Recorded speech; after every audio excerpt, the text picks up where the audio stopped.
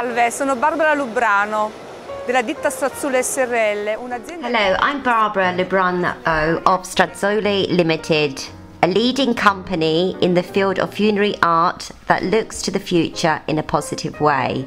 It's one of the largest sales organisations in southern Italy. One interesting step was accomplished by the new generation with an eye towards innovation and creativity. It has made possible the creation of a new concept and design of urns, designed as refined elegance with containers that can caress the soul of our loved ones. The collaboration with experts in the design, the architects Francesco Giannatasio and Raffaele Carella, were decisive steps towards this new project.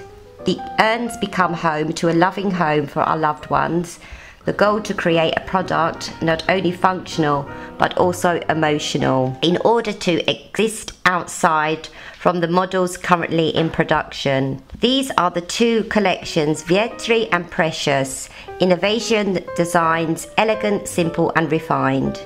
We have presented extraordinary prototype urns with beautiful forms of memory that interpret the container of ashes in a different way, absolutely personalised.